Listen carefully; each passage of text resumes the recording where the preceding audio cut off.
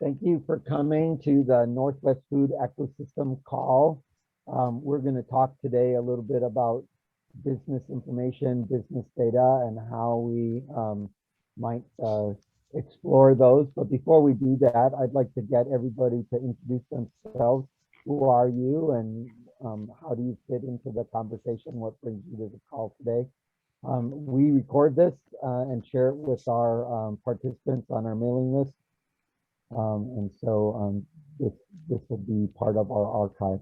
So let's go around directly. I'll just go in order on my screen. Jay, could you do it first? Introduce yourself. Yeah, sure. So I'm Jay Lyman. I'm a librarian with Seattle Public Library. My role at the library is helping entrepreneurs and nonprofits succeed in their efforts, and I'll be talking more about what we do and how we do that as we go. Cool, thank you. Sherry, how about you? Morning, everyone. I'm Sherry Cole. I'm an assistant professor at Oregon State University in the Food Science and Technology Department. My role at OSU is leading the integration of sustainability into the work of the Food Science and Technology Department, and how to do that in a systemic way. So in partnership with not only other colleagues in the College of Ag Sciences, but also in the food economy in Oregon and the Pacific Northwest. And I'm also the dairy extension person. And so I get the pleasure of supporting makers from artisans who have 2 cows all the way up to significantly larger businesses. I'm happy to be here today. Thanks so very much. Bridget, how about you? Hi, I'm Bridget Whitehead. I work with the Oregon Small Business Development Center Network. I'm actually based at Southern Oregon University, where we have the Market Research Institute. That's a statewide service of the Small Business Development Center. So we're providing research to small business clients throughout Oregon. And there was one other thing I wanted to say, but I'm not sure what it is, and I'll speak more later. So thank you for having me. Thank you so much. James, how about you? James McCafferty with Western Washington University. I'm the director for the Center for Economic and Business Research, which is, for the lack of a better description, like a consulting firm. So we do research for outside organizations, whether they are for-profit, nonprofit, government, tribal, and that's a very wide bucket. And we're going to talk about that a little later. So that's me. Thanks so much. Anshul, how about you? Hey everyone, I'm Anshul. I am CEO at New Peak Robotics, and at New Peak we are developing automation platform for automating harvesting of soft fruits, and currently we are focusing on harvesting of strawberries. I still think it's hilarious that you're as fast as strawberry picking as a service kind of thing. You don't quite have the same touch as that joke. Anyway, Ivan, how about you? Good morning. I'm still trying to make coffee. So my name is Ivan Sultan, and I'm a food entrepreneur. My business is called The Columbia Bar, and we're based in a kitchen in Seaside. Right now I am in 8 doors and doing both wholesale and retail through the internet. Cool. Thank you so very much. Eva, how about you?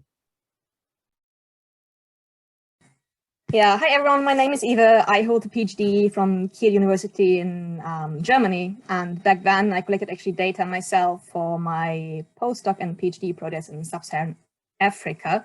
So I have quite some experience there and know how one can struggle collecting data for actually doing analysis. And then in my latest role as an agriculture economist, I analyze investment projects, and for that I also needed a lot of market data, often in the local context, but often also for the global markets. And yeah, I'm interested in hearing how actually, or what data are available, especially in Washington State, as I haven't done any research here yet. Thank you very much. Bob, how about you? Hi, everybody. It's good to see new faces. I'm Bob Thong. I'm a physician. I work with John with Seattle Angel Conference, as well as APIS Health Angels, which is an offshoot from SAC, dealing with health tech businesses as well as founders. I have a business that is creating a kiosk that is improving efficiency checking into outpatient clinics. And so that'll be rolled out to a test site next few months. But I am interested in learning about using the library again, since college days or high school days, to see what information is out there, especially for entrepreneurs, myself, as well as teaching others how to do that. Looking forward to it. Thank you so much. Giselle, how about you? Hi, John, it's me. I'm sorry I can't show myself right now. I'm driving on my way to Denver for my first in-person meeting. I am from Washington Small Business Development Center, and we do have an in-house market research intelligence team who provide free market research for majority of our clients through the Washington State University. And of course, I wouldn't miss this webinar or meeting just because Jay Lehman is the best kept secret in my world. Right, Jay? Thank you, Giselle. Absolutely. I try. It's kind of like a joke in our TA collaborative meeting that I troll Jay. Wherever Jay is, I'm there. I think it's the other way around. Thank you so much. Anna, how about you?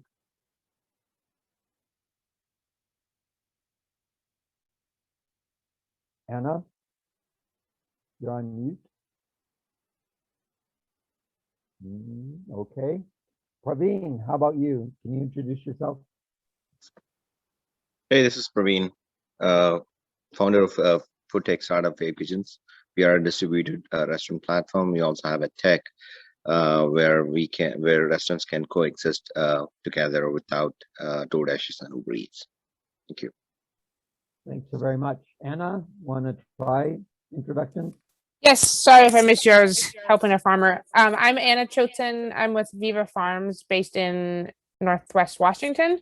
And we're an incubator farm program serving, beginning farmers, helping them start businesses. And my role is around business training and access to markets and land access. And I'm really just here today to listen and learn because I'm not super familiar with the data side of this work. So I'm excited to be here. Thank you. Cool. Thank you so very much. Cheryl, how about you? All right. Good morning, everyone. So my name is Sheryl Wiser. I'm the Director of Outreach at TILF Alliance, which for those of you based outside of Washington State is although a Seattle-based organization, works regionally, locally, and statewide in various capacities, and so in community with Washington farmers, gardeners, and eaters to advance organic, regenerative, and sustainable growing practices, and to increase demand for healthy food grown in Washington using those practices, and also advocate for the food and agricultural policies. My role as Director of Outreach is just that. It's whether it's media outreach or developing strategic partnerships in support of different programs and initiatives. I'm also the lead staff for Eat Local First and a member of the Eat Local First Collaborative. And I'm happy to be here this morning.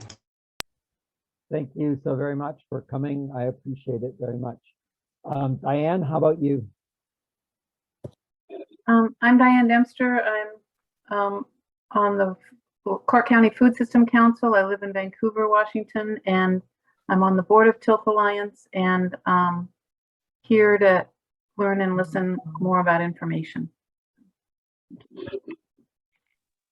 Thanks very much. And Diane is part of the organizing team that helped us bring this together. Patricia, how about you? Hi, good morning, everyone. I'm Patricia Hennessy. I'm the director of the Local Food Trust. We're a nonprofit food systems consultancy, but our purpose is to bring philanthropy to food and farming. So thanks again for being here. And Patricia is part of our organizing team that makes this event happen. And I'm John Sechrest, and I have the goal of trying to drive the startup ecosystem in the Northwest a little bit stronger. I do that through a bunch of programs, but the main program is the Seattle Angel Conference, where we grow new angel investors by doing a learning by doing experience. So we're in the middle of Seattle Angel Conference 20 right now with a bunch of workshops. For example, Anshul was a finalist in our previous Seattle Angel Conference, and Praveen is going to be a participant in our next one. And so we bring people through.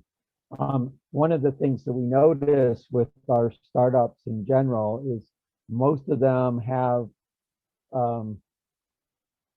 a simple perspective on how their business fits into the context of business in a broader sense. They have a great idea, they want to build the product, and then they rush off into the woods to build the product, and they don't have a context of who their competitors are, or how the market landscape is changing, or where they might find resources in a different context. And so that was sort of the genesis of the conversation today.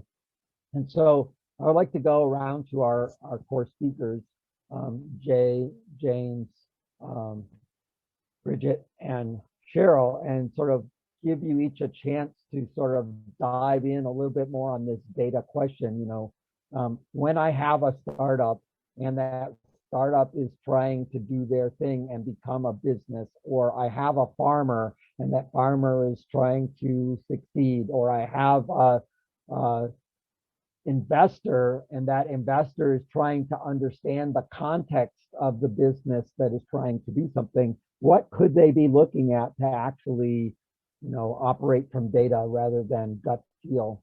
And, you know, I might double down on Anna's experience. Anna has a bunch of farmers and a bunch of people trying to do farming. They're likely artisans who don't quite understand the difference between artisan farming and an artisan farming business. And we would like to help them do that. So what kinds of things could we put in place to make that go? Why don't we start with Jay, since he has the pretty background, and see if we can sort of get some perspective on what kinds of things we can put into the conversation that improves the likeliness of everyone who's trying to start a business. Yeah. Thank you, John. Thanks for calling on me too. And in my work, in my experience in supporting entrepreneurs, I'll admit that when I first started doing this work like 10 years ago, I kind of, you know, I certainly was excited to, you know, help people find data and help them, you know, find that market research side of things. But one of the things I learned really quickly early on was that before diving into getting them data, that a conversation needs to happen between an assessment of where they are, because what I learned that I was doing by jumping in and getting all this data was that I was overwhelming them. They weren't quite ready, you know, often for the onslaught of information that I was going to give to them. Some were, and I've had some conversation where it was just like, okay, open the floodgates and like, let's give them everything we got.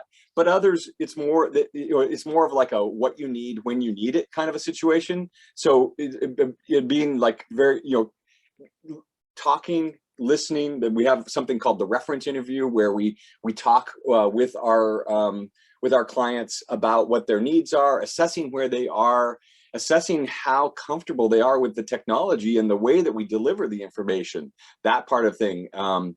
And so kind of really just stepping back and really figuring out where they are. And then also, like, sometimes it's not, I think you've already alluded to this, but sometimes it's not the market research that they need in that conversation. Like, sometimes it's more of the connections to folks, you know, like, you know, or folks on this call, or, you know, or other support organizations in different ways.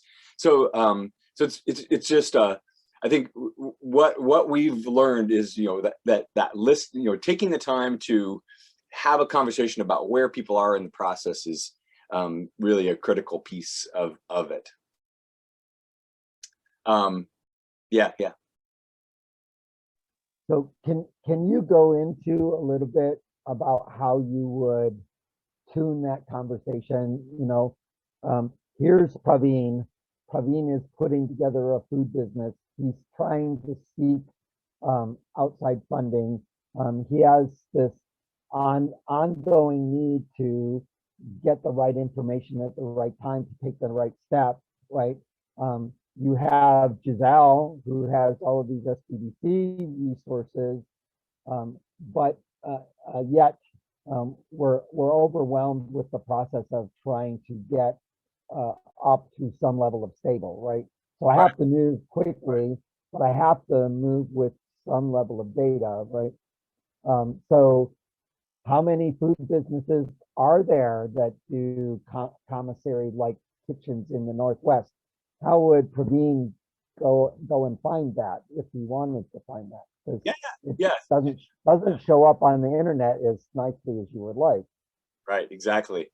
So that's where we could, if I'm hearing those kinds of needs of like, who's my competition, then we start to move into some tools that can help. Hearing a background echo, I don't know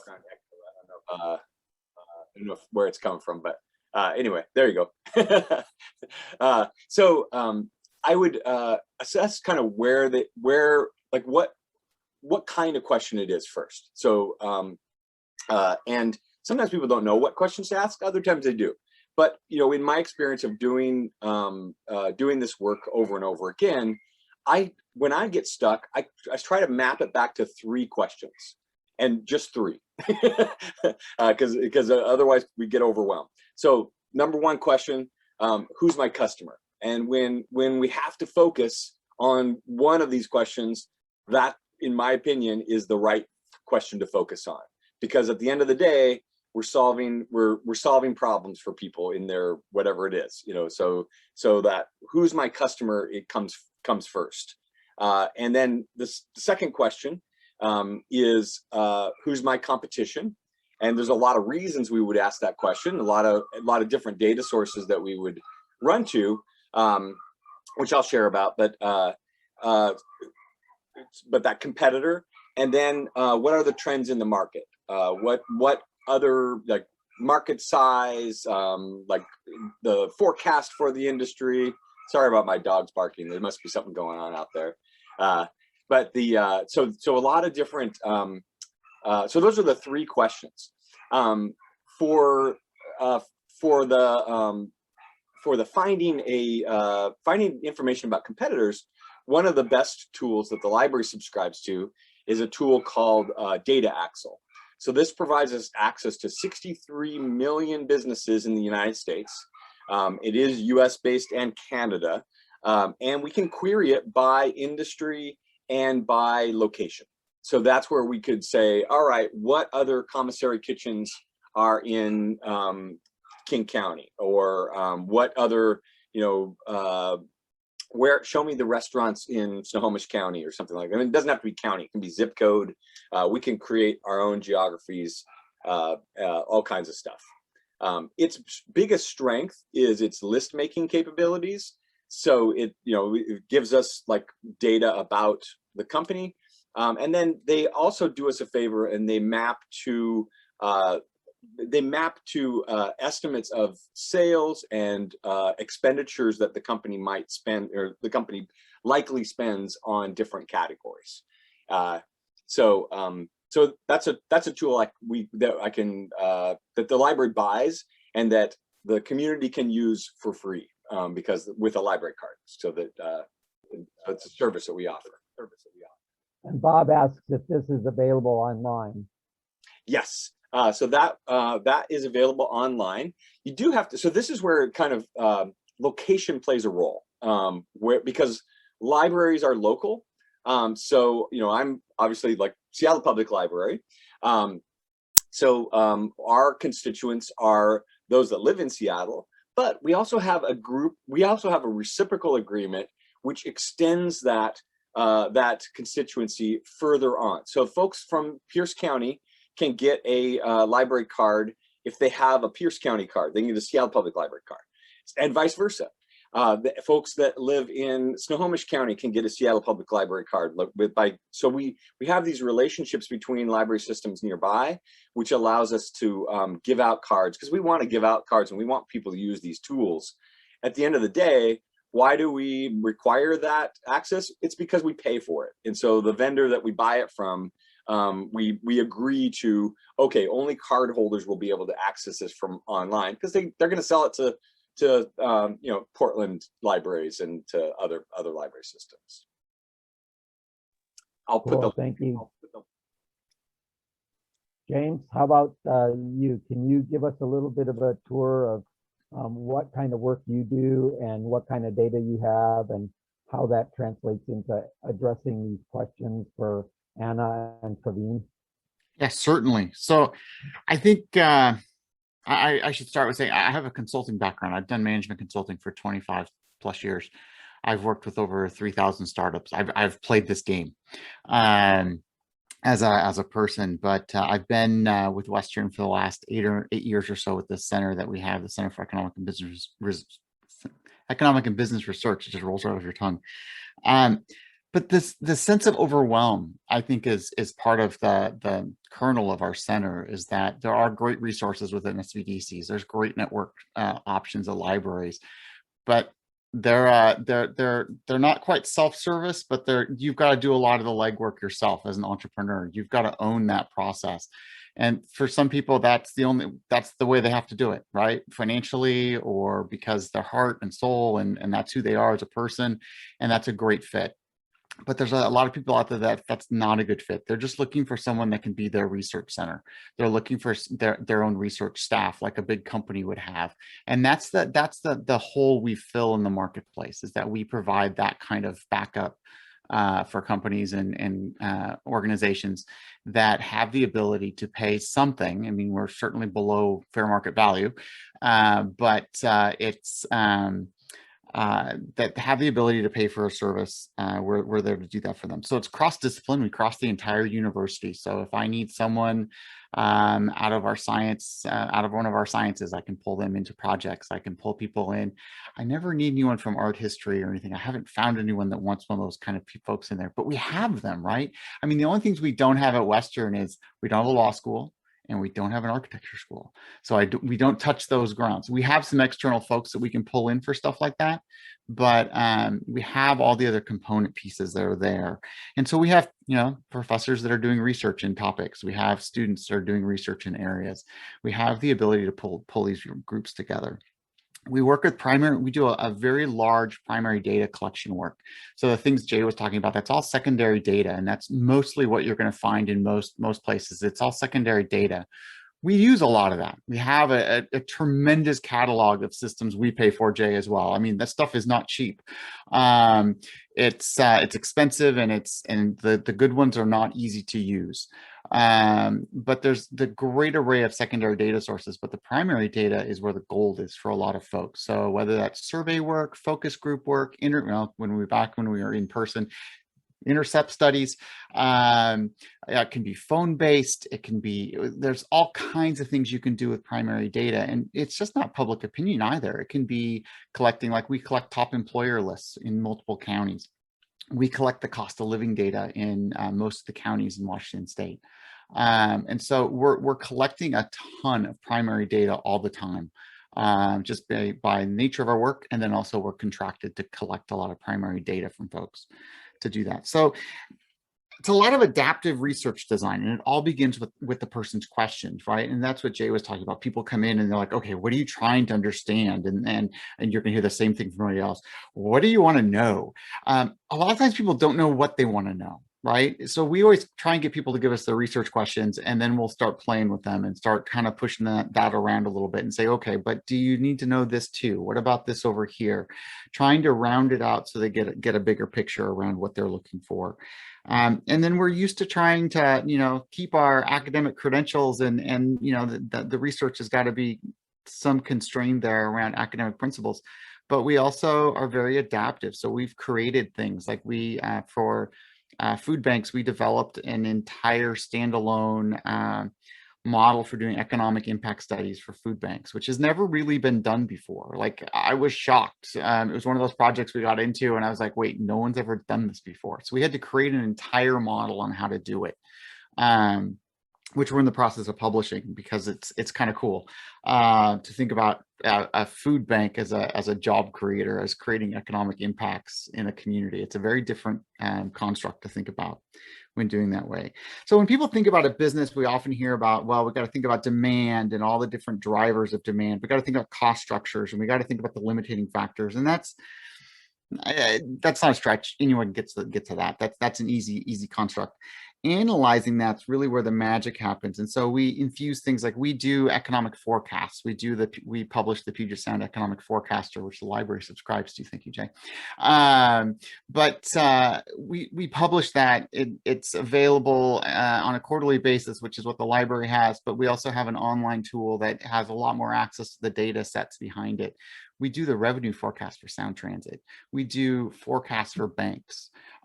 So we know what's going on inside the economy and can use a lot of the levers that we use to build economic forecast to think about what's going on within a specific industry and the data sets that are there, and actually knowing what matters.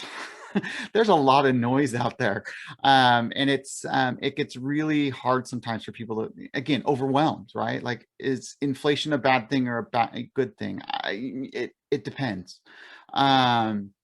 And so trying to help them wade through that, but looking at industry forecasts, and Jay, you mentioned some of the industry data that's out there, and there's a ton of them, and knowing which ones are good and which ones are not, and which ones are robust and which ones are not, can be interesting to know. And so like today, Heineken is being told by Bank of America that their inputs are going to go up by 10% in the next 12 months.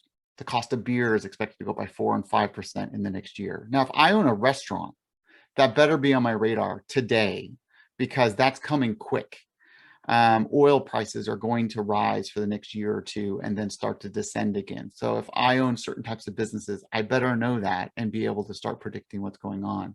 But that's cutting out all the nonsense of just inflation's rampant, which isn't true entirely, and being more specific about what someone's really going to matter. So iterations, collaborations are big words for us. Nothing ever is a straight line. We know there's going to be ebbs and flows within doing research and helping someone apply that to things. And again, it starts with the questions that are out there, and the easy answers are always found in the business plan, the financial analysis, if they're existing business, or projections. Those are the easy things. I mean, that's bread and butter type work, right? The weakness in all of that assumes that a single change in the ecosystem exists. Like, that business is the only thing that's changing in the ecosystem, and that's where the failure, the weakness is in just taking that data set and assuming that it works, because everything is constantly in a state of change. We think about labor force changes right now, and what a shrinking labor force participation rate means for different industries, and what that means for labor costs, and changing work from home, and how that's going to change the restaurant industry, like in the Seattle downtown core. That maybe they don't have quite the labor shortage, they think, because there's going to be less demand for restaurants or restaurant seats.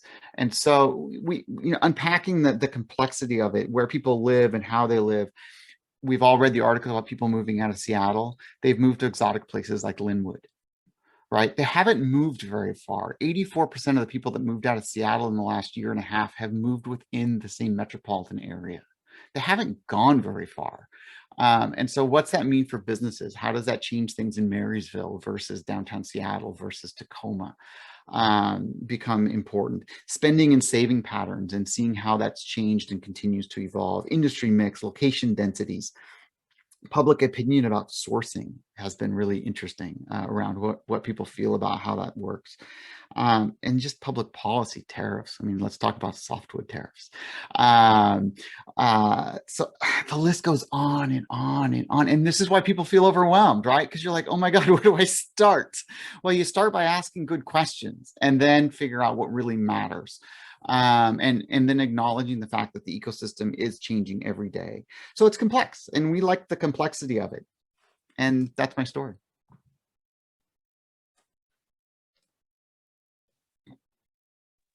Thank you. I'm going to come back. You brought up several points I want to dive into. But I want to give Bridget a chance to talk about how what she does addresses this set of questions. And then I'm going to go on to Sheryl, and then we'll come back and sort of dive into some use cases kind of thing. Thanks, John. So I wanted to just explain a little bit about small business development centers before I talk about the research side of things.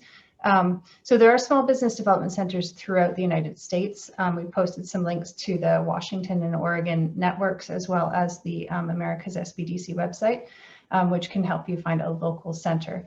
So small business development centers provide business advising to businesses at no cost to business owners. And they serve businesses in any stage of growth, from pre-venture to well-established businesses. And that sort of mix, that's something that, you know, changes and that we've really seen in the past year, where centers that might work a lot with pre-venture businesses are now, you know, in the last year have helped a lot more with well-established businesses that are trying to cope with COVID-19. So it's a big range and it changes all the time. Part of our funding comes from the Small Business Administration. And so for us, that means that small business just means less than 500 employees. So that's probably not a big issue. But it does also mean, for example, that we don't work with businesses, marijuana businesses. So that's one limitation, because we're Small Business Administration tied. So in Oregon, there are 19 small business development centers with 42 locations throughout the state. But in the past year, we've done a lot of online advising and online training. So in addition to the advising, there are also training programs, some of which are now online. And there are specialized services that help with things like getting access to capital, and, or in my case, doing market research. So the Market Research Institute is based at Southern Oregon University, but we're a statewide service for business owners throughout Oregon. And the way it works is that small business owners will go to their local small business development center, perhaps virtually, and working with an advisor on, you know, any range of business topics, they might discover that some research, some data would be helpful. And that again kind of speaks to the this idea that we've been talking about making sure you understand the right questions. So in the case of small business development centers, a small business owner will already be working with an advisor to try to understand what their goals are, where they're at with their business, what they're looking to accomplish. And also, you know, if they know what the research questions are, they also are thinking about how they're going to use those research questions going forward, and whether they really have the capacity to make use of that information. So that's our first step, is working with a business advisor. And then they work with me at the Market Research Institute to understand what research we have available and how we can support them with customized research. So our primary, that's a bad word to use, our main service that we provide is customized research reports based on secondary research sources. So that's a little bit halfway between working with the library and working with the university. So we're doing a lot of the research, collecting the information, putting together a report for you, but typically it's based on secondary sources. And these, like the advising, these are available at no cost to business owners. And we have a variety of resources, secondary resources that we work with, probably like the library and the university. So some of those are subscription databases, some of them are government sources, trade associations, etc. And we cover quite a range of topics. And we have the name Market Research Institute, but I think research more generally might be better, because actually a lot of the questions we address are more related to the industry. So what's the size of the industry in your area relative to other areas? What are forecast growth, trends in the industry? We talked about things like financial benchmarks, ratios, who are local competitors, you know, online competitors, regional competitors, et cetera, as well as market research questions, which might be, you know, demographics or psychographics, what's important to people, how is that changing, local area studies, comparing regions, that kind of thing. So there's quite a range of research that we do. And again, there's that process of understanding what it is you're looking for, both working with the advisor and with a data analyst. And that's our main thing that we do, but we also do primary research. That's a sort of smaller part of what we do because it's not no cost is low cost, but it tends to be more of a barrier. That's just sort of small scale projects, something like survey work, not necessarily a big, you know, economic analysis because we're a smaller group. So that's a sort of quick summary. I should, I guess, mention that some of our subscription databases include things like Mintel and Euromonitor. So for those of you who are familiar with those, Mintel is a group that does national level survey work. And so one of the areas that they do cover is food service and food. And they look at things like tracking ingredients that are being used in products and ingredient trends. So that's something that, you know, an area that could be relevant. Specifically for the food industry, just as one example. Thank you. Can you talk a little bit about the SBDC.net group that provides other stuff as well, please? Yes, thank you so much. I meant to, and I actually had it on my page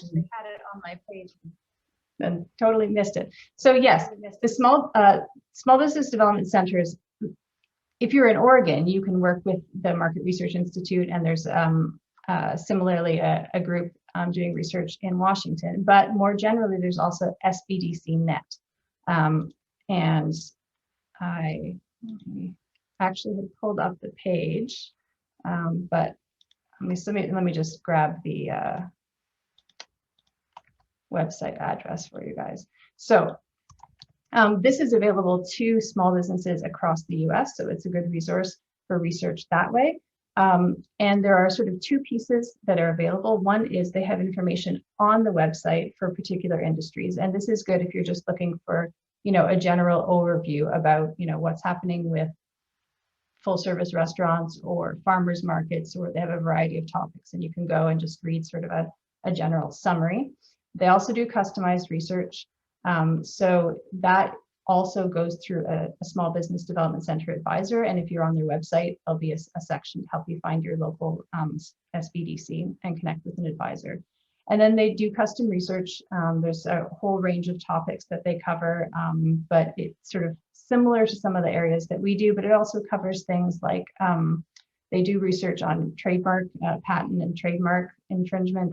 So they're kind of a whole range of different topics that they can provide research on, and basically function similarly. Right now they have about a 20 business day wait time, but that varies. So going forward, I'm hoping to work with them more often, especially to manage, you know, caseloads, so that if there's, you know, a tight turnaround and we're too busy to cover it, then maybe, you know, we can direct people to the SBDC Net.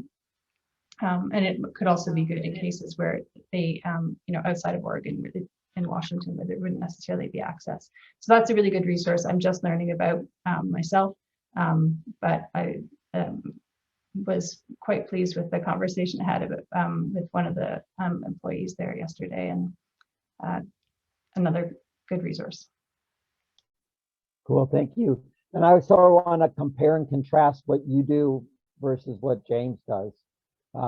James, you're not part of the SBDC network, and you have a primary component to your research that the SBDC network in Oregon doesn't have, right? So is there a direct one-to-one relationship between, or a one-to-one example in Washington of what Bridget does in Oregon? Yeah, we have an SBDC network in Washington State as well, and so every state has one. We actually operate. Do they do the market research that she does? I do not personally know where that market research person is in the SBDC network. I believe Gazelle said that she could talk to that. Is she still on the call? Yes, we do.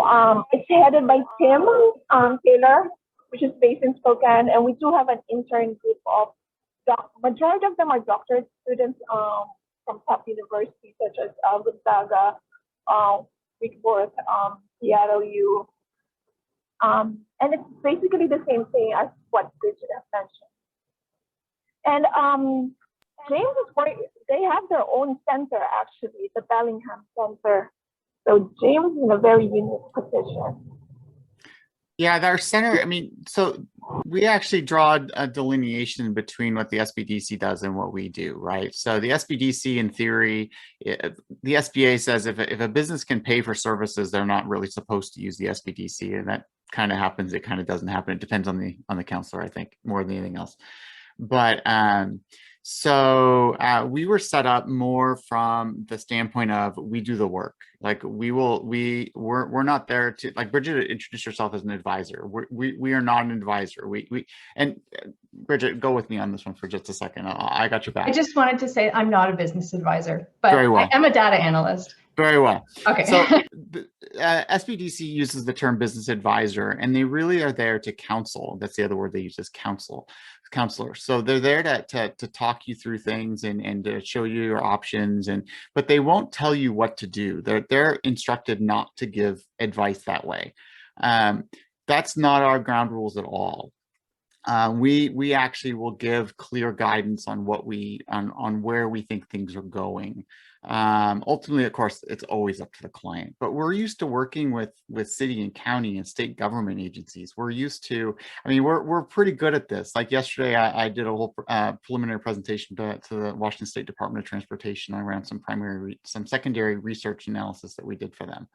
And so we gave them some clear guidance, but what they do with it is really up to them. And so we very carefully kind of walk that balance between them, but we're very focused more towards giving actual guidance rather than just showing people what the options are and moving people towards a solution.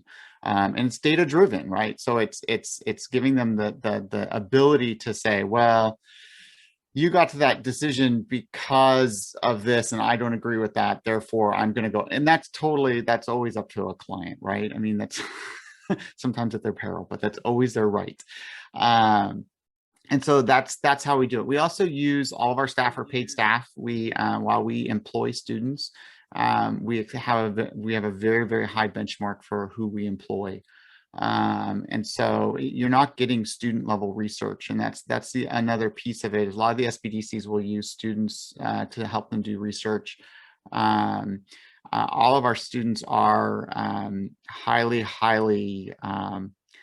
are working very closely with faculty around what their research areas are. So if we're doing research in a particular area, they're also talking with faculty in those research areas. They're accessing that kind of level of detailed information, having things reviewed before anyone else sees them to do that kind of work. So it's a fine line in some respects, John, but it's an important one because it depends on what a company really wants at the end of the day, on which resource is going to be the better fit.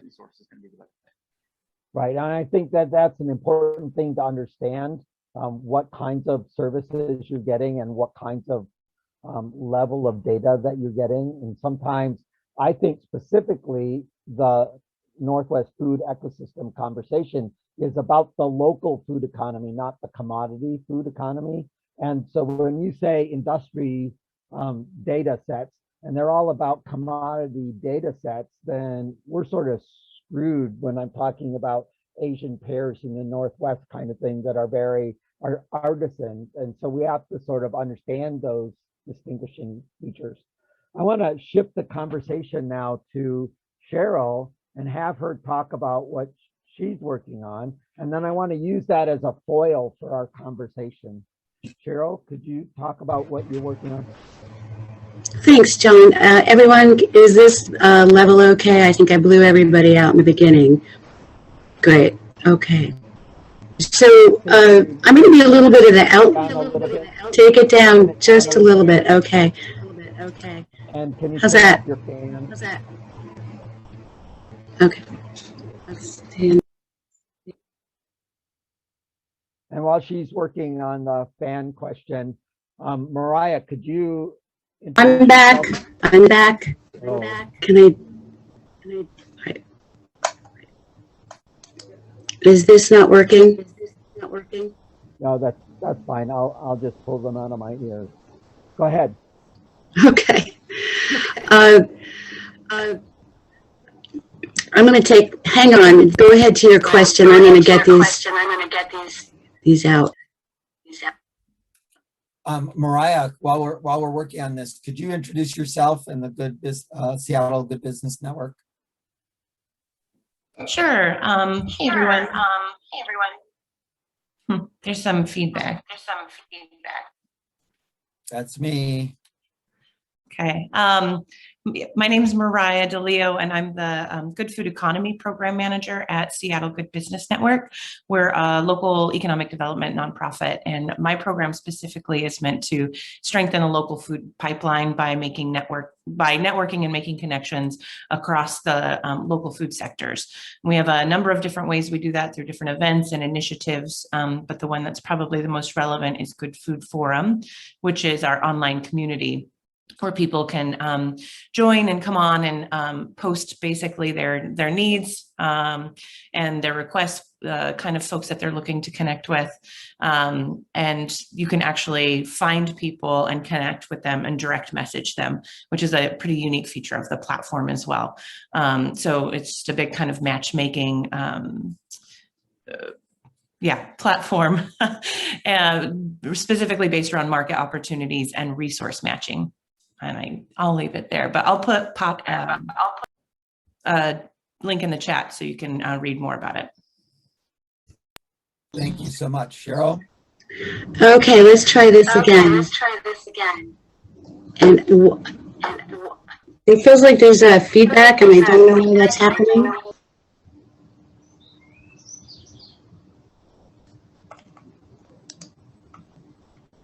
Go ahead.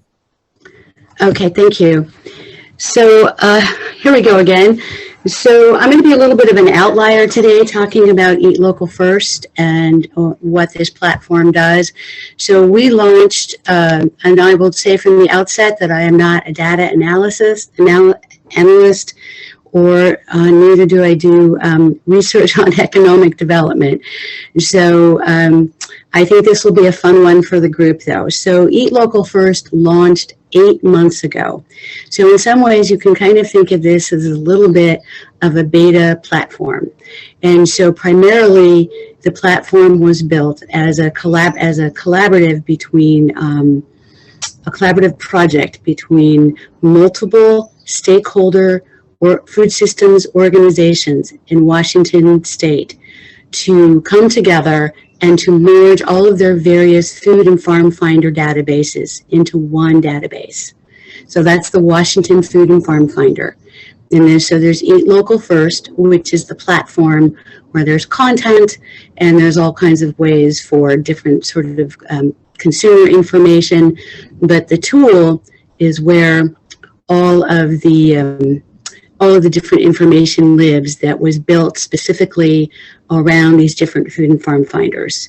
And so it captures what we have right now and what we've been building in the last 8 months from the standpoint of data on the website is probably one of the most comprehensive listings of small and mid-sized family farms in Washington state that are not all, but typically practicing sustainable or organic or regenerative practices. But again, it's not limited to that. And we're capturing a lot of information, beyond the typical content information. And so, it can be about learning more about their sustainable practices. Or diversity indicators, different types of retailer methods, which we built this during COVID. So we wanted to really capture for consumers moving forward who are interested in being able to get their food from a variety of methods. So whether they're going to the grocery store or they're going to the farm or they want to be able to find local food providers that can offer them neighborhood drop points or on-farm pickup or shipping to consumer. All of that information is back there, the kinds of payments, activities. There's a section on wholesale and different listing categories, and that breaks out into farms, seafood, markets and grocers, locally made, eat and drink, and local resources, and then farm details. And then we ask if they have a CSA. And so within each of those listing categories, there's additional things, under a farm, it might say, what are your products? And then under, let's say, markets and grocers, it breaks down further into pick boxes of farmers market, food co-op, grocer, local food box, things like that. And so there's been a fair amount of work that has been done on that back end. So we're capturing this information, and we have new folks that are signing up. But I want to kind of stop here and say that in some ways, when we built this last year, it was the first iteration. We had enough funding to be able to create sort of the first round of the database. And what's happening now is, because we have built the infrastructure that is capturing so many farms and different food producers, and it can be those that are doing locally made goods, or offering local farm products that are delivered. What's happening is that we're starting to get interest from other government agencies and other around, what can we do with this infrastructure and this data, and how do we start to be able to build the next iteration of the database, because we always knew that this wasn't going to be the last iteration. So right now we're working with WSDA and Chris Iberly at the Farm to School, because farmers lost so much in the last year in terms of so many markets. And I believe there was $5 million that just came out of the funding in this session of the legislature that is directed for Farm to School to be able to build out this market. So one of the things that we're in conversation around is the WSDA right now, for their Farm to School, for years, what they use to be able to connect farmers who are interested in selling to schools, or have or already have the capacity to do that, with those child care nutrition providers, they're using Google spreadsheets. And that's, you think in the land of Microsoft, we're well past that. So that's one of the conversations that we're having right now, is what that infrastructure will look like to start to really build that out to accommodate wholesale. And we also just applied for a USDA FMPP grant to with a number of partners around the state, including the WSDA and the Seattle Good Business Network, thank you, Mariah, to build out an online wholesale resource. And I have to say, people are pretty excited about this. We had over 30 letters of support from just about every sector that works in wholesale around the state. And so we're keeping our fingers crossed for that. And so there's information that we're capturing through how people sign up for the website, but there's also a lot of data that we're capturing around who's using the website, which is primarily for consumers right now. So we have a fairly robust, we're looking at our web analytics through Google Analytics, and recognizing that that's not the only tool that's out there. But, we're able to really capture where people are coming from, what they're looking at, all those basic socioeconomic points around gender and age, and, really kind of drill down into their interests and things like that. And so 8 months in, we've also been able to launch all of our social media networks.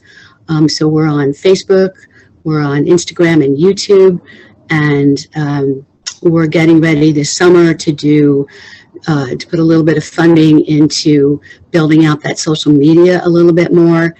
And then we also use MailChimp as well. So we have a couple of different places that we're capturing data of users, and also the folks on the back end. So I hope that answers some questions, and that's a good overview to begin with. So I'm thinking of you as sort of the industry association for local food. And then I want to sort of press on this question of the role of industry associations versus the role of libraries versus the role of SBDCs versus the role of primary research, because that's what we have represented here.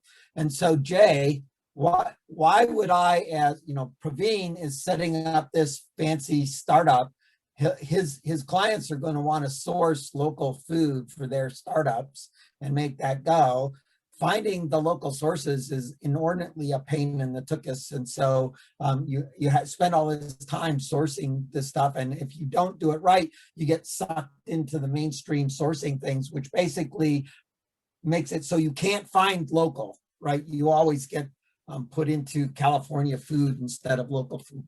And so why, as a entrepreneur, could I not go to the library and find a list of all of the farms that are local producing farms that are doing a CSA, or they're providing a specific kind of grape, or they're providing a specific kind of fruit that I want to put into my product that I'm going to run? Can I get that research from the library? Yeah, that's a great question, John, and one that I bump my head up against every day in my work. So, you know, and the tricky thing, I mentioned a database earlier that has 63 million businesses in it. It's a fantastic, large database. But one of the problems that we run into, and the thing that makes me bump my head up against that every day, is that things are not organized in the way that I would like them to be. You know, we're stuck in the NAICS codes, you know, so like the way, and NAICS codes are great in and of what they do, but they don't organize things around like those questions you just asked of like, what products do they necessarily have? It's what industry they have. Well, we can kind of get there with industry, but when we want that like specificity that of product or of things, then we have a problem. So we have to maybe do a little bit of extra work. So we find the industry, you know, so find those farms in Pierce County or King County or whatever the geography is, and then go through, you know, each one. But it doesn't do all the work for us. There are some, you know, that's where I do. No, wait a second. You just said a little magic word, and go through those farms. And that's, you know, like there's 127,000 businesses in King County, and I look for them at this size, and I got 100,000 of them. So going through and finding all of the farms that are not a gentleman horse farm that is actually not producing anything useful, and finding the ones that are being effective is like, you know, three months worth of work on somebody, right? This is not a simple hand wave that you just did. So I want to come back. How can I get better data around that, you know, list of farms that are doing something useful? And how does what you do intersect with your industry association TILT, which is engaging in this? I know that Food and Farm Finder is a multi-partner effort, but you know, here's a group focused on organic local food. How does their data set intersect the library data set, and how would you use the combination of those to drive something so Praveen could source what he wants to source? Or are these like separate silos that never talk to each other?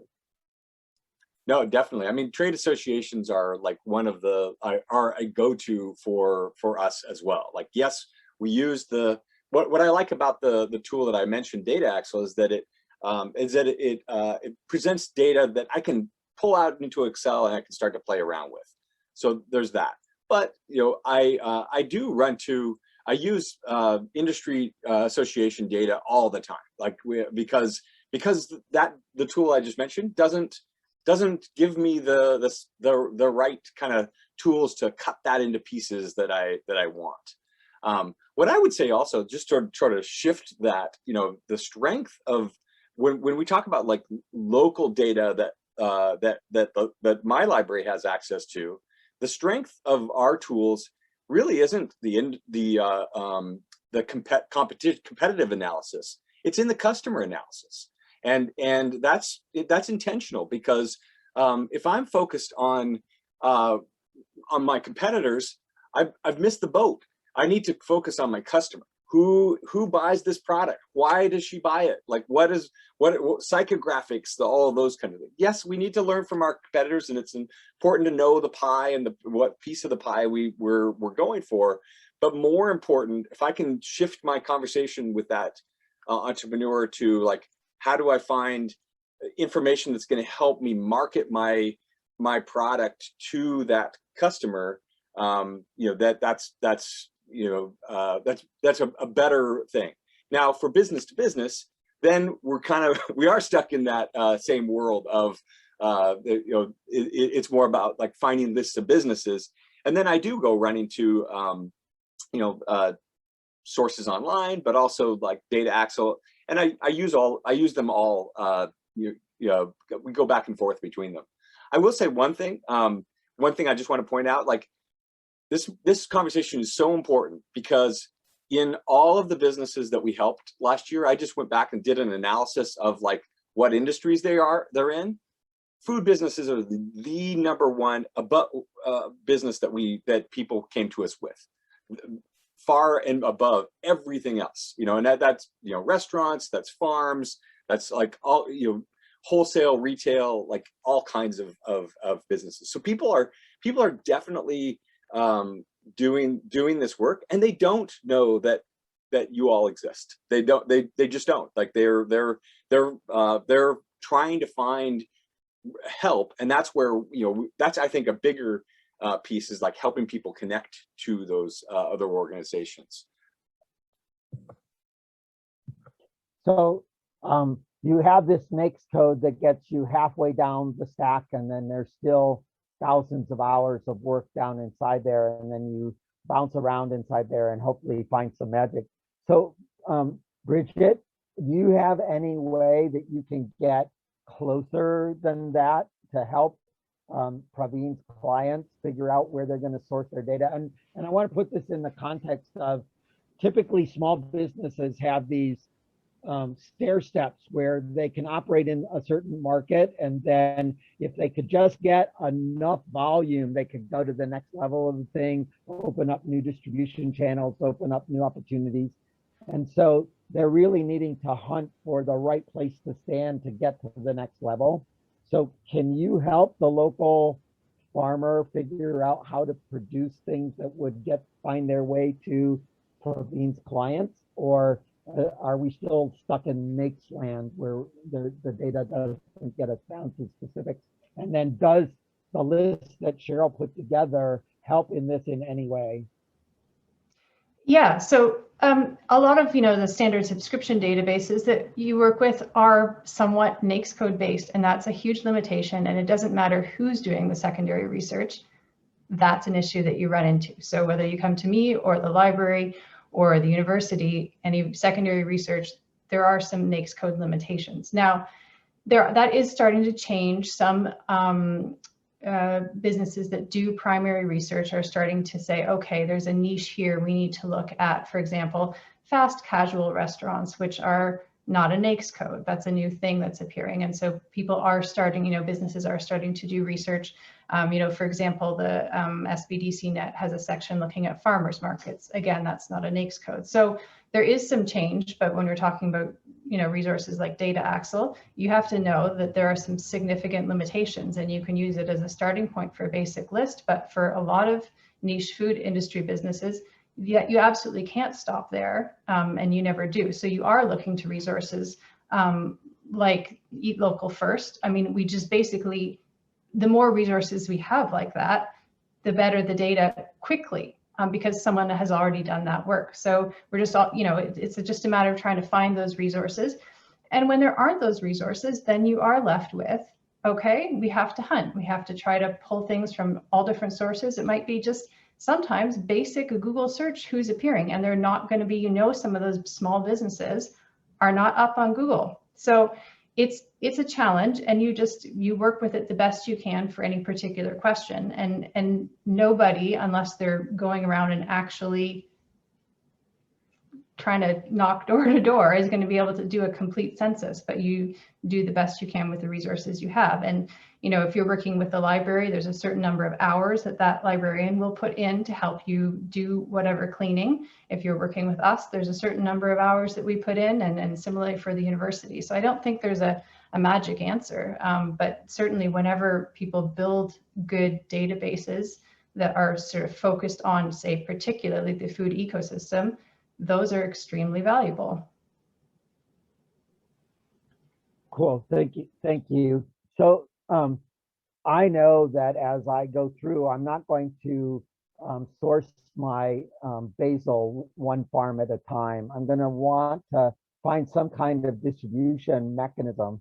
And I know that there are distribution mechanisms like Cisco, which fundamentally shut out local food pathways. So we have this local food hub process.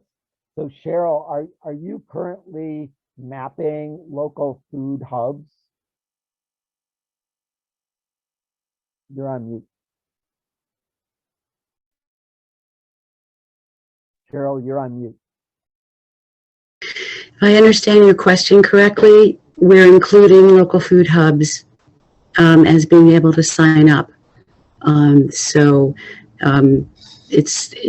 should note that it is free for these organizations to list. The website, the Washington Food and Farm Finder, is not just for farms and farmers markets.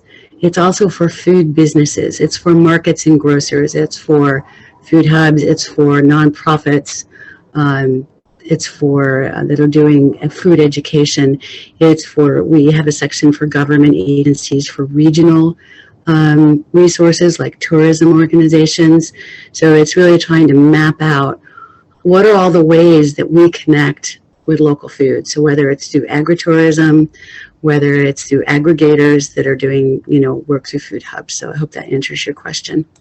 And Sheryl, John, I'm gonna just chime in really quickly. I've worked with Sheryl on this project. And the other thing is that while it is a consumer-facing platform, it's searchable by the location where you are. And you can either hone in on that or expand that searchable region.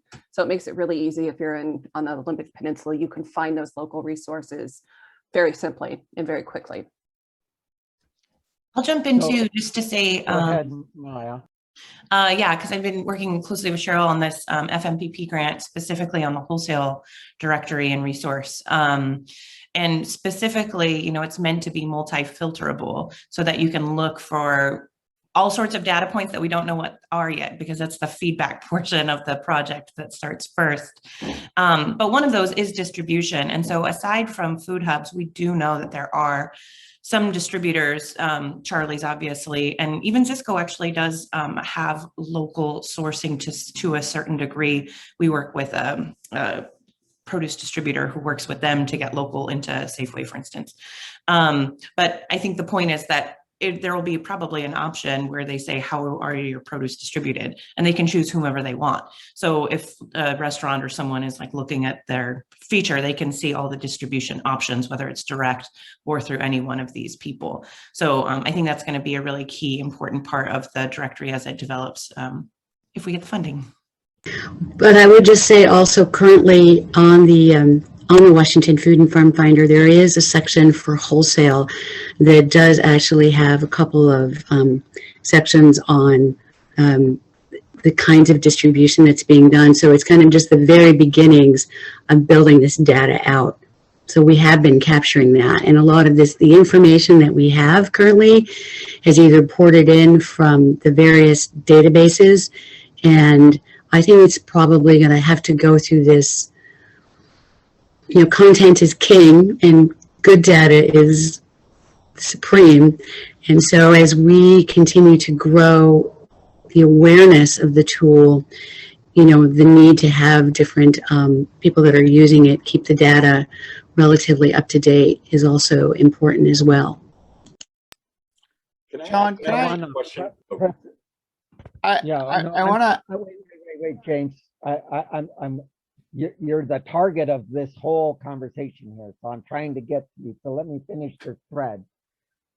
So Jay, Sheryl has this infrastructure, and she sort of talked to the friends nearby, and they're sort of signing up, but she doesn't have complete insight into the ecosystem.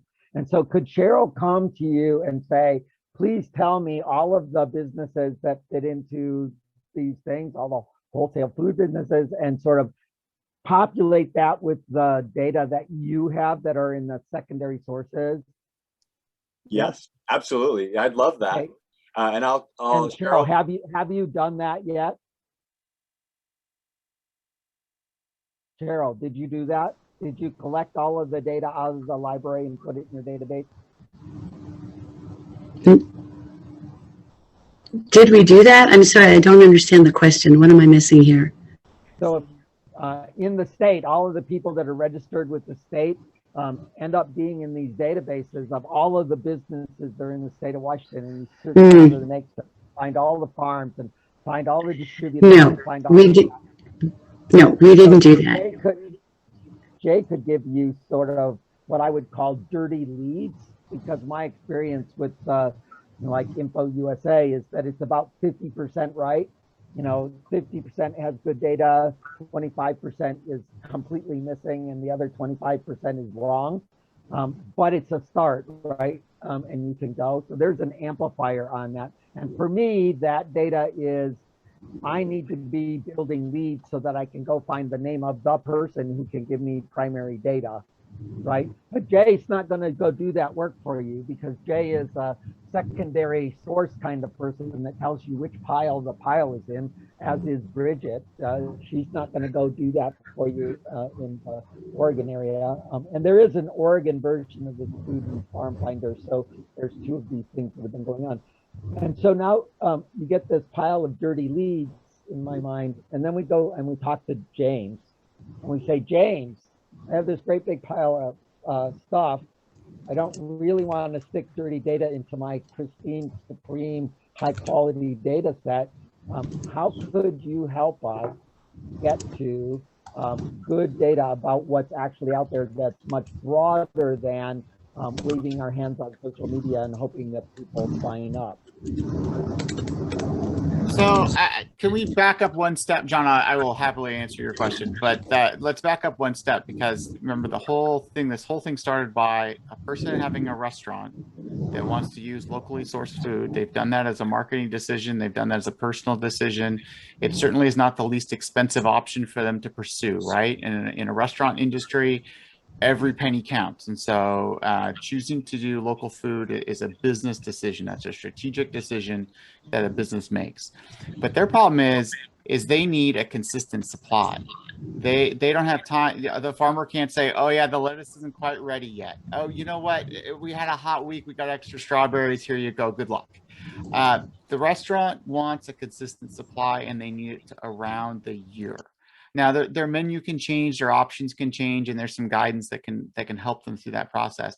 And that's where the food hubs and the food aggregators and using programs, and I'm glad someone brought up the Sodexo and Costco and all these places have local food channels in their supply chains for companies to use. And so it's an all of the above if you're a farm.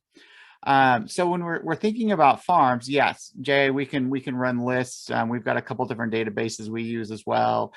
Your 50%, John, is being kind. I always say you need a salt lick, not just a couple of greens with that data sets, because if you want to have a really good time, print out some business's profile and hand it to the owner, and you'll all get a good laugh. Because the data is extremely dirty. It's a good swag though, right? And it's comparable to each other. So we tend to use that stuff more as a percentage rather than actual numbers. And so we can get to things like tree fruit, but we don't get to almonds. And we can do that kind of thing through NAICS codes. There's a Washington State egg census that's done periodically, and I'm being kind when I say periodically. It depends on when the legislature decides to fund it. But it gets done approximately every 7 years or so. And so that gives us an idea of this, but the trend that's happened within farming in Washington State, particularly in Western Washington, is much smaller, higher yield farms. They're a lot harder to track. They often have very odd business licensing practices in place. They are often miscategorized, misclassified. Some of them are flying under the radar. But they're high yield, so they get a lot of crops, but the cycle is much shorter because they don't stage it out, and someone was here from Viva earlier, and I don't remember who it was. But Viva's got, land they do and training programs and things. So there's a ton of connections there. And so if you came to me with this prospect as a business owner and said, hey, what do I do? We're going to look at lists like Cheryl has, or we would look look at the food hubs. We'd look at the, try and drill into all through the noisy data to figure that out. But at the end of the day, we're probably going to wind up doing a lot of primary data work, right? We're going to have to make phone calls. We're going to have to track down and talk to organizations, and that's people on the phone, which you gotta love people in their 20s and 30s when you tell them to make phone calls, because they're looking at the phone like, what is this? Do I text with this? No, you actually have to call someone and talk to them. But we can look at some of the research we've done like this. We did one on childcare recently, and I bought mailing lists. I bought mailing lists to every household in a county with kids. Did it work? Yeah, we got a great statistical sample. Did I have a few 85-year-olds call and complain that I sent them junk mail? Yeah, that happens too. I don't have kids in my house. How dare you call? How dare you send me this piece of mail? Because no one ever gets junk mail. And so we use all the tools, right? We're looking at all the different tools to come up with a list of some sort that works out. But at the end of the day, for the restaurant owner, the business owner, they're looking for a wide option of choice. They don't need a farm. They need a string of suppliers that are going to bring them the goods into their restaurant at a dependable price point. Because that's the other piece. If I pay X for mushrooms today, do I pay twice as much next week? I can't change my prices like that. And so there has to be some dependability in the process as well for them to work. Yeah, James, I'd like to speak to that, because I do understand what you're saying, and I understand the supply chain is king. We've all seen that in the last 15 months, how that impacted lives. But I would also like to point out that we work with farmers, and there are many of us, a couple of us on this call that do that, who work, and food producers who work at all different scales. So you'll have those farmers that are flying under the radar, that are just starting out, but you also have a lot of farmers that are, let's say, they're a smaller farm, and I understand that about the smaller farms and the higher yields, but we're talking statewide, and we're talking about what farming is in Western Washington or parts of Western Washington isn't necessarily what's going on in Central or Eastern Washington or Northeastern Washington. So there's all kinds of scale that's happening here. So that's one thing.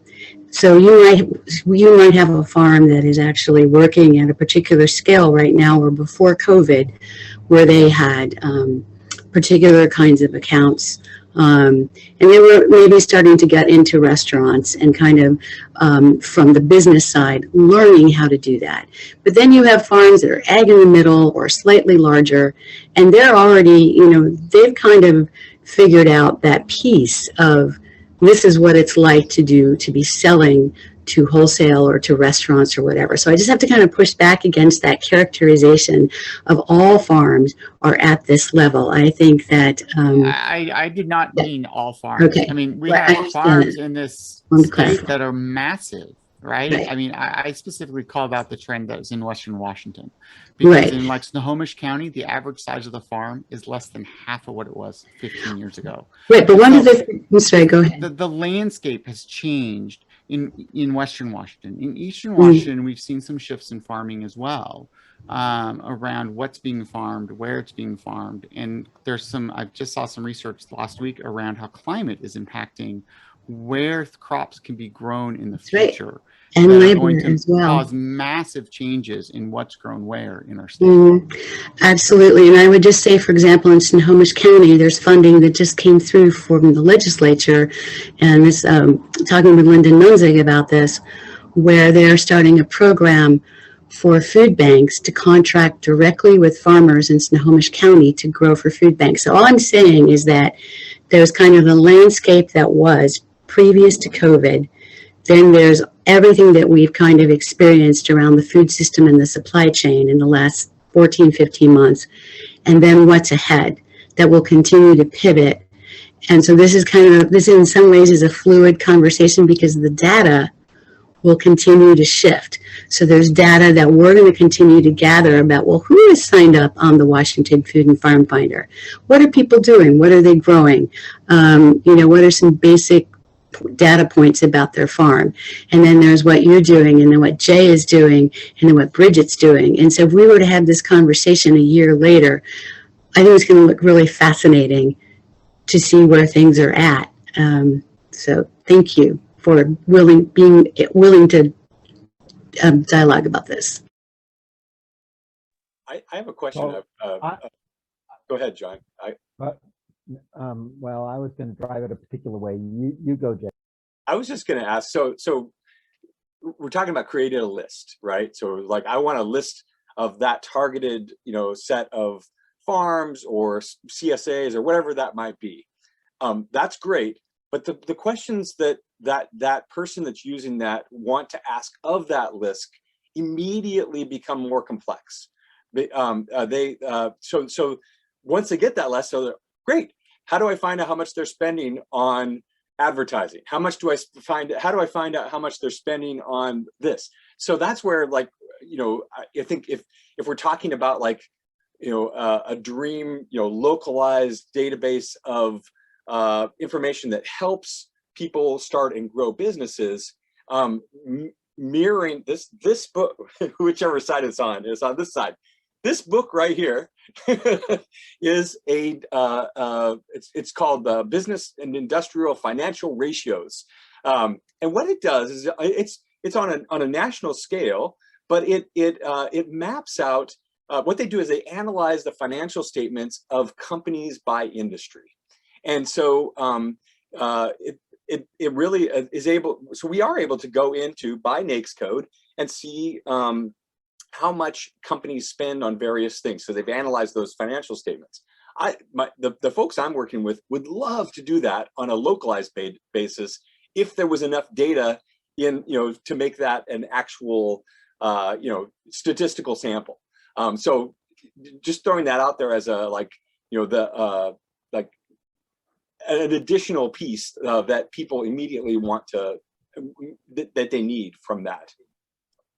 Let's take that in another step. As an investor in companies, I'm looking at their financials, and I would like to sort of understand their assumptions.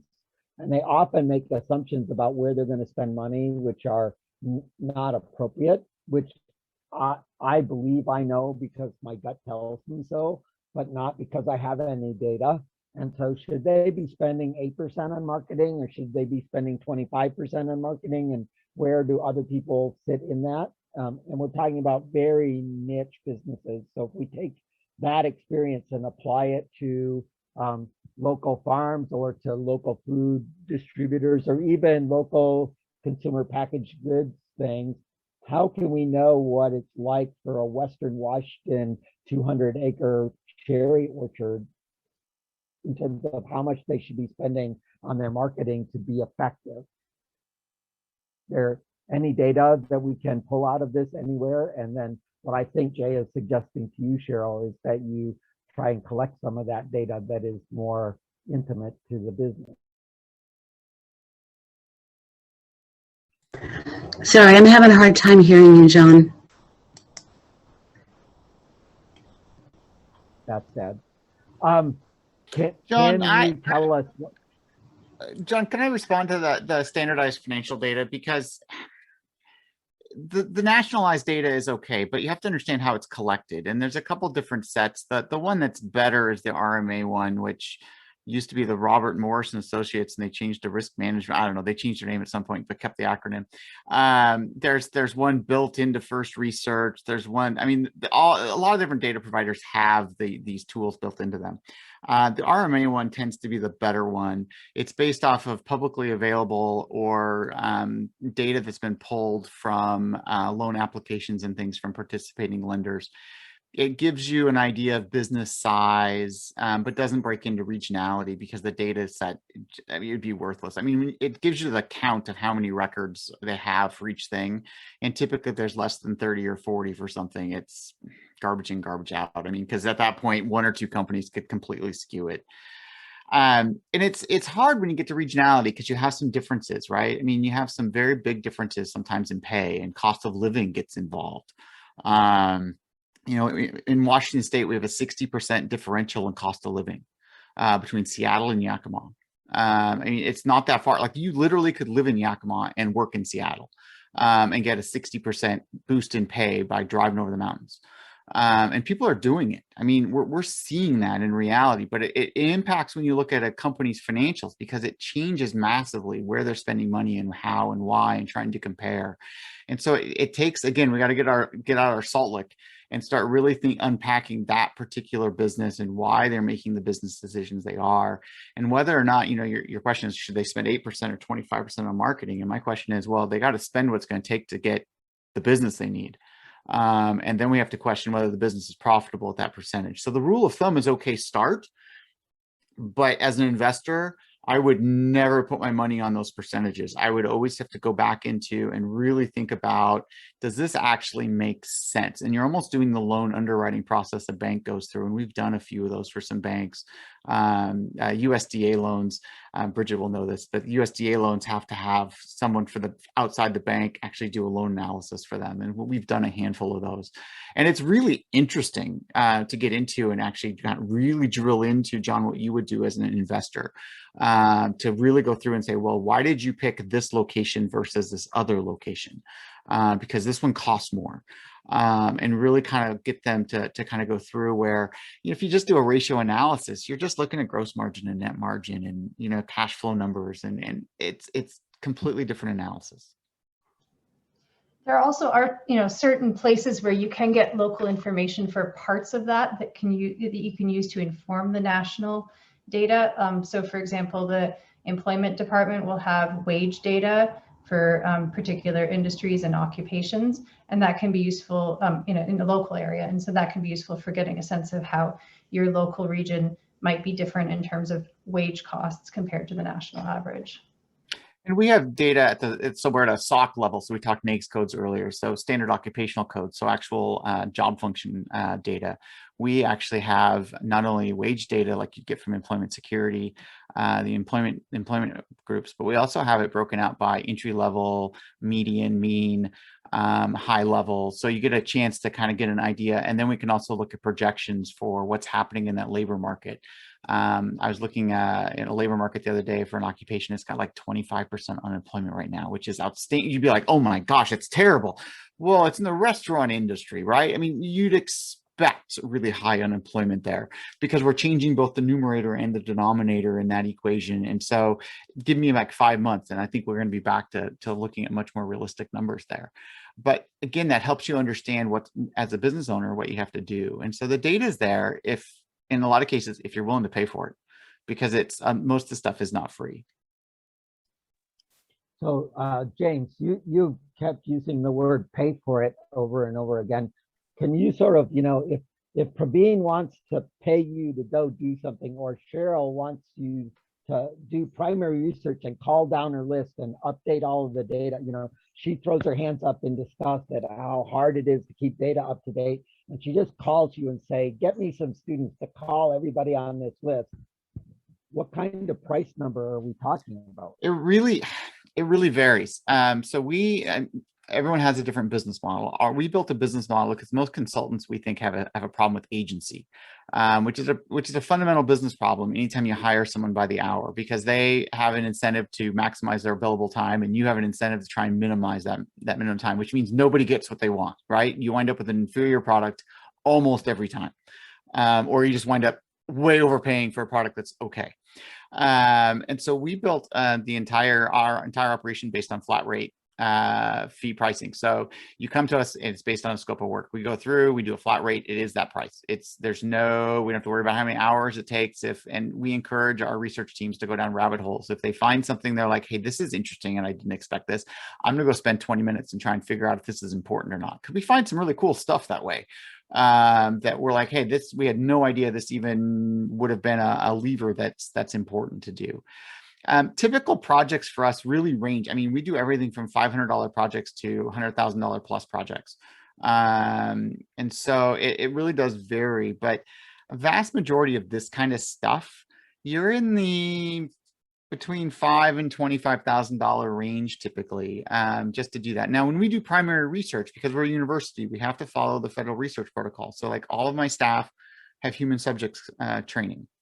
they have all of those pieces in place, which is another quality piece for knowing the data is collected in a way that conforms to data security and privacy practices and all those kinds of things, which is nice. I mean, it's just a perk of working with the university because we have to follow those rules, but we actually like them. They help us communicate better with people we're talking to.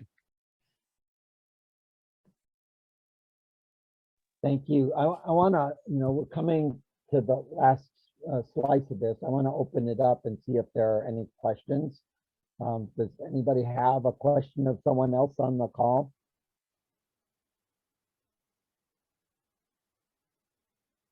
Let me pick on Eva. Eva, you've done a lot of this stuff internationally. Is there anything about the data sets they were talking about that struck you one way or another? Well, I used to work with a farm level accountancy data network back in Europe. I haven't heard that this is existing actually here. So it's basically not census level data. I think they try to update on a yearly basis. They go down to the regional level, and you can get data about the debt load of farming businesses and the specific sectors they are active in, their productivity level, their debt to assets ratio, and things like that. So it's a secondary data source. What was helpful for me to probably argue for the development of guarantee schemes for young farmers or specific loan instruments. I haven't seen that available here.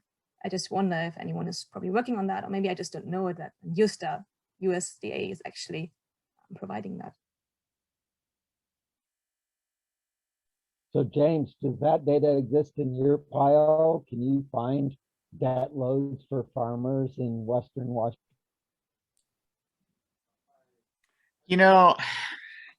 You might be able to get it through like looking at UCC filings. You might be able to look at, I'm just rattling off stuff here that people are going to glaze over in a second, but there's different ways you can look for debt information based, if you know the owner, right? And this is where the challenge comes from landowner versus farmer. There's a lot of farmers that are leasers, not owners of the land. And the land is still owned by someone who's in the ag business, right? And so that the data can get screwy. So trying to track that through can be problematic, just trying to know who the farmer actually is. I did also, we haven't mentioned it, John, but I should throw out, and I'll put the link in the chat to the Northwest Ag Biz Center, which is in Mount Vernon, which is another resource that sometimes people can go to for farmer type support information as well.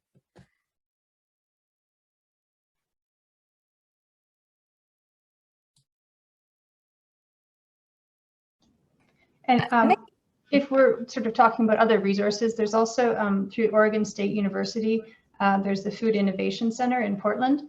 So for people who are in Portland, that can be a really great resource for helping with product development, market research. They also have a market research toolkit to help people do product testing themselves and gather that information at a local level. So that's another great resource, and I'll post their website in just a moment. Thank you. Eva, when you were doing your work, you also were doing investment into Africa, and Africa collects data in a distinctly different way than Europe does. You want to comment on that difference at all? Well, there's much less data available in a much less structured format usually. So in my PhD and postdoc projects, we mainly interviewed people based on a standardized questionnaire to collect data. When I was doing investment appraisals, we were heavily reliant on the promoters' data. And for example, in Senegal, we asked them to do a survey among all the villagers to see what their rice production capacity is before product and after product. We wouldn't get any data on that before. And then, yeah, you try to look at price data for the local markets. I mean, of course, you get a lot of price data for the global rice market, for example, but understanding exactly what a bag of rice would sell for in a village in St. Louis is, was almost impossible to get that, especially because it's so volatile. So you may get one data point that may not at all be your price data for the next 1, 2, 3, 5 years out from there. We didn't really have a way to solve that based on time and also probably money constraints. We already felt that we had put a very heavy load on the promoter, which wasn't startup, so to say, back then. It was a greenfield investment. So I wish I looked a bit, so there's some startup in New York, not any longer a startup, you could call it, bigger market research company, Grow Intelligence.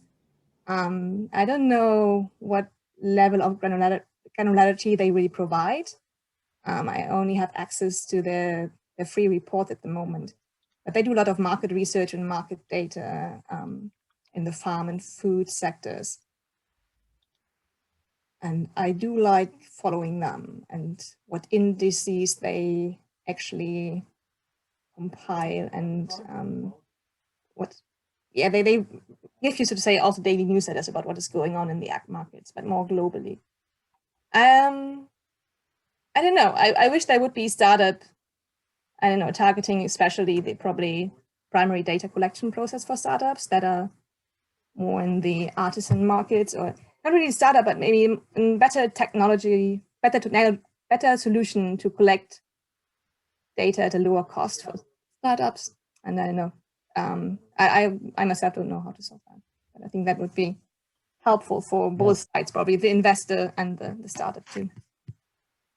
Yeah, so the secret to investing is that you operate with lots of hope and little data. So that's just a part of the early stage engagement. Bridget, can you talk a little bit about where the different sectors of Oregon businesses engage? Do you see the same level of variance in standards of living from the coast to Eastern Oregon that are this same level as what James talked about in terms of Washington?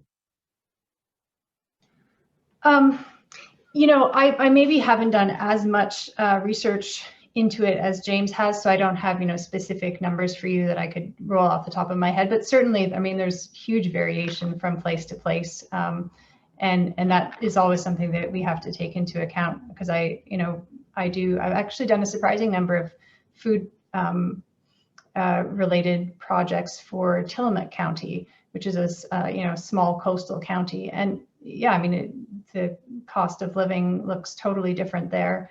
And not to mention just the basic, size of the market and how that works compared to, say, the Portland area. I mean, if you're looking at, a business who's working in the Portland area, they have a huge market, but they have a huge number of competitors as well, for example. And that, looks completely different in Tillamook, where you're not, I mean, one competitor could mean that it's not a viable option just based on that market size. So you really do have to, take into account those local differences. And there are things too, like some areas, the coast, you have a significant tourist impact, and you want to take that into account, where that might not be as much of a factor in Eastern Oregon, for example. So there's a program called the Economic Gardening Program that Chris Gibbons runs at the national level, which primarily focuses on stage 2 companies between 10 and 100 employees, and articulates that you take a 10-person company and make it a 100-person company, it makes the biggest difference, blah, blah, blah. I personally focus primarily on stage 1, getting the individual to have 10 employees, and then they can go on and do things. Are there specific programs in either state that are aimed at trying to make that kind of thing happen, of getting stage 2 companies to grow into stage 3 companies? And then can we talk about that kind of action or that kind of motion in the food distribution and production businesses? So James, let's start with you. And since you were nodding your head about economic gardening, maybe you have a contract with somebody about some. The Washington State has had 2 rounds in the last 20 years of engaging with him on economic gardening. In both cases, it's run through the SBDC network. I'm not sure where they are in the latest rendition of it. It's the first time it was housed out of Whatcom County. The second time it was done over on the other corner of the state. And so we use a county-based ADO network from Washington State Department of Commerce. So they're responsible for economic development. And so that's typically how that connects in, and the SBDC network connects in with the ADOs. Just keeping our acronyms all straight here. It's that Chris's whole point with economic gardening is that economic growth and activity happens with these larger scale companies, these second stage companies. And he's accurate in that, where there's some from an economist perspective, I'm challenged in some of the underlying opinions on how that happens. Most businesses in the United States are small businesses. I mean, Bridget, you used the 500 number earlier, which is a good rule of thumb. Like in the county where my university is located, there's 3 companies in the entire county that aren't small businesses, right? And yet when we look at when we weight it by population, there is absolutely no difference between our tiny rural county and King County with Seattle in it. The number of small businesses versus large businesses to population is exactly the same. There's like a naturally occurring balance that happens there. And so keeping that in mind, you can't just grow a bunch of businesses bigger, right? Because there's a balancing effect that happens within the economy. And so yes, on a grander scale, that doesn't work. On a micro scale, you can pick 1 or 2 and make that happen. You bet, right? That happens, and there's great programs. Eva, you're talking, it made me think of the Gold Key program from U.S. government that helps businesses in the United States export, for example. There's all kinds of great ways to help a business grow, but they all can't grow mathematically. That's not going to happen. When we talk about, buying local, that's good. I have a hard time buying a cell phone. I have a hard time buying a car. I have a hard time buying a bicycle. I have a hard time buying paper bags locally, right? So then we get into discussion, well, is it the margin that matters? Is it that the car dealer should be local? And now we're just slicing semantics, right? I mean, that's not it. There's environmental reasons to buy locally. There's political reasons to buy local. There's a lot of reasons to buy local. A lot of them don't line up with economics. And that's okay. That's completely okay. I think there's a lot of value in those other things as well to do those things. So economic gardening is a great concept. I think it reinforces a lot of the activity that's happening within SBDCs and SCORES and all the different agencies that are out there that help do that kind of work. But I think that the larger construct, we just have to keep in mind that from an economics perspective, it doesn't work that way all the way. So something like 98% of businesses are small businesses, but something like 80% of the growth in businesses and new jobs comes out of stage 2 companies. And so that dynamic is worth thinking about at some level. But we're, and really, John, you're just hitting on the margin, right? I mean, that's scale thing.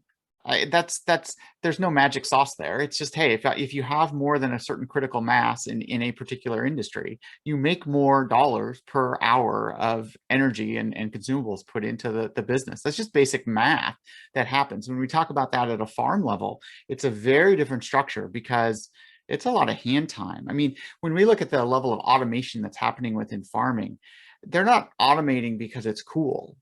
They're automating because it's the only way to stay competitive. And they can't find the labor to work in the fields.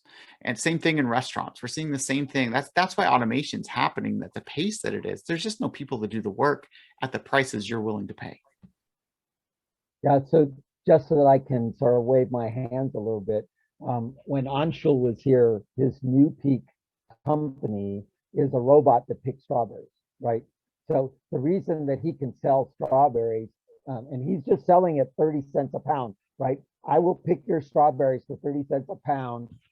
I will do it with the robot for you. It's a straight contract. It's a labor contract, right? He's doing a labor contract for robots.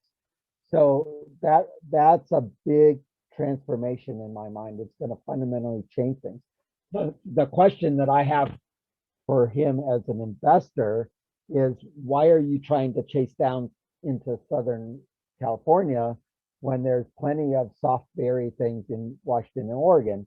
And so I want him to do an analysis of where can he get the cash flow positive fastest with close nearby strawberries instead of far away strawberries that have communication problems with getting set up, right? And I think the same question is true for many of the companies that are inside Sheryl's databases, that they don't know, they chase the shiny big object instead of the one that's close by that they could get to the revenue that they need.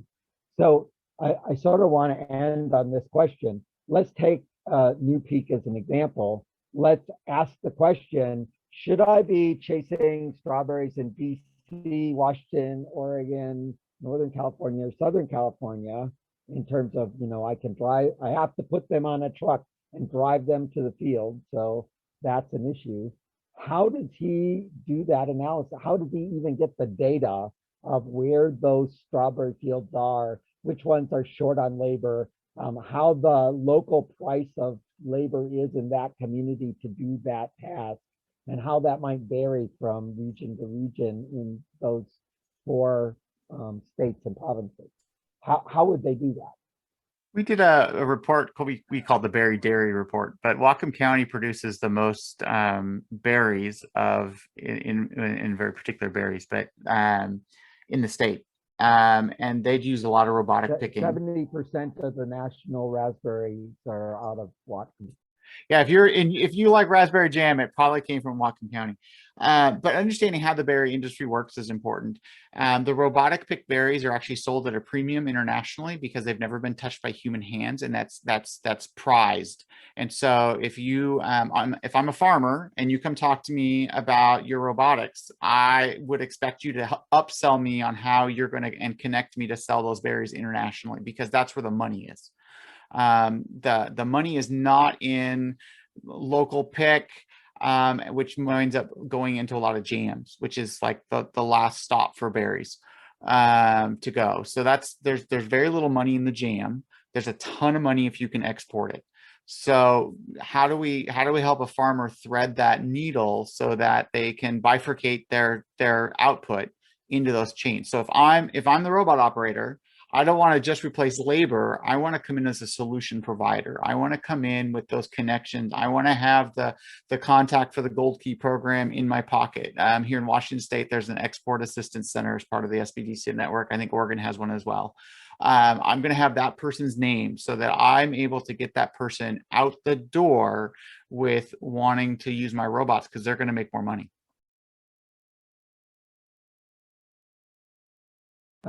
So you just answered a different question, which is, how should he be thinking about his markets? I'm asking the primary data question. How does he even know where the customers are? You can't go, we've discovered you can't go to LinkedIn and find your farmers. No, and they're not, can't do a Google search either. Well, I mean, for us, I mean, what we did it was that we did the search like Jay would do, right? With the NAICS codes, we looked at the right kind of fruit category, which of course is very broad. Did a lot of ground talking, did a lot of talking with farmer groups, right? Farmers are very good at networking in general. Most smaller communities, you're going to find some place where a lot of them have breakfast at least once or twice a week together, which is kind of funny to go watch. You're going to find ways to connect with farmers. Now in Eastern Washington, it's a little bit different. The farms are bigger.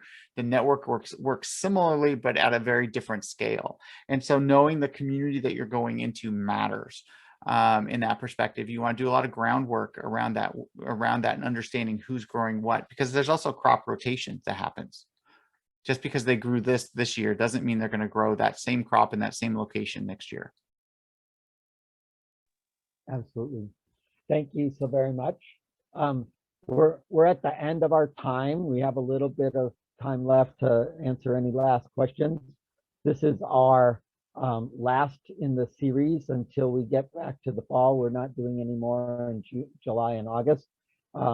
If you want, or you know somebody who wants to be on our mailing list, please send us a note and we'll add people to the mailing list. Anybody have any last minute questions? You know, Ivan, you've been kind of quiet. Let me give you some space to ask a question if you want. I am just taking it all in. I've been connecting those links to my save page. You know, there's lots of great resources, and that's really what I'm looking for in being here. And you know, as I begin moving into new product areas, I was sort of chatting in the chat talking about the use of the salal berry, which is very underutilized but grows wild all over Washington and Oregon. And in that process, I became connected with the Food Innovation Center that had done some research on salal for another vendor who was trying to bring a salal berry jam to the market. Since salal is not included in the national database, that individual ended up in a situation where she had to just, you know, sell direct to consumer. She couldn't brand her product and label it with the FDA compliant labeling because she couldn't get the nutritional information for salal. And the cost of bringing a you know, a new product into the nutritional database is not cheap. So she just chose to stay as a small local vendor. And, you know, so one of my main question is like, how do I, if I want to utilize a product like that, how do I make that a viable option for my company?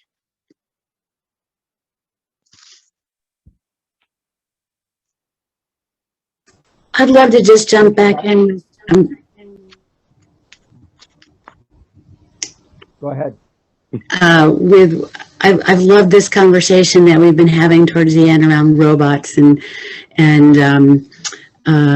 AI and all of that and the impact that's going to be coming for farming. And I just wanted to mention that this year, the annual Tilth Alliance conference, which is a farmer to farmer conference, Diane Dempster knows it well. It's the 47th year. And so we have been working on our conference theme, and we are really leaning towards innovation is definitely in the theme, but there's a real interest in how we can look at presenting more around innovations around technology this year in some new ways.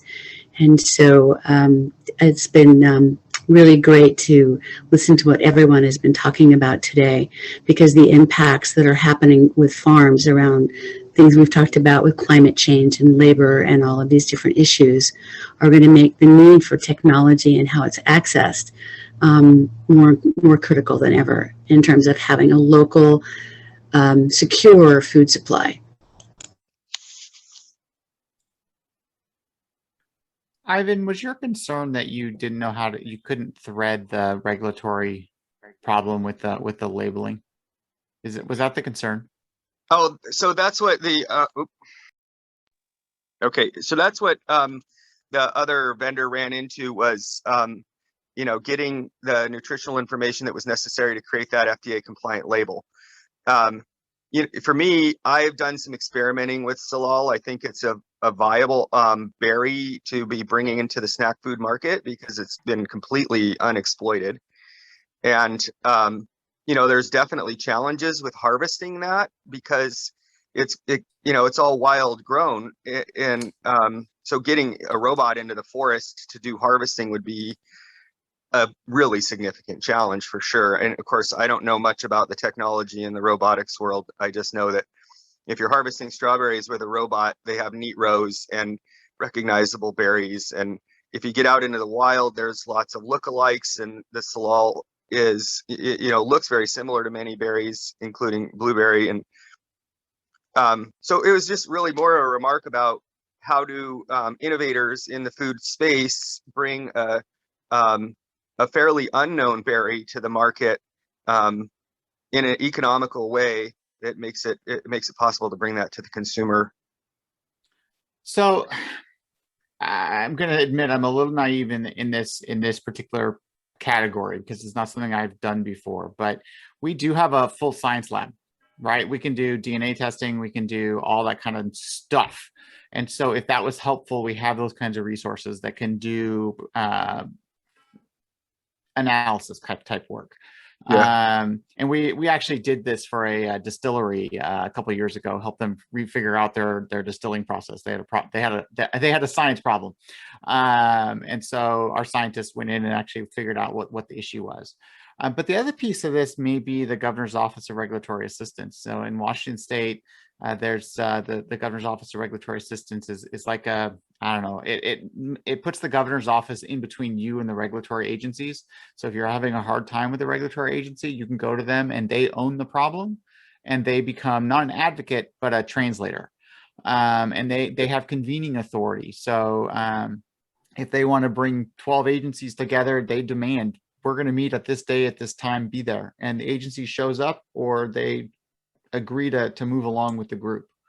And so it's a real power play in our state. And again, other states have similar type processes that can be put into place to help people go through the regulatory process. So if it's just, sometimes that helps. Sometimes it's all it takes is just elevating it. So someone's like, oh, we got to take this guy seriously. Okay. I imagine Oregon probably has something like that. And I've been working with the Small Business Development Center for quite a long time with a local resource. And in fact, I've got to jump off because I have a call with my advisor there. So thank you guys. This has been an informative session. Thank you. And thank everyone for participating in this. I thought it was a great conversation and hopefully we'll have many more in the fall.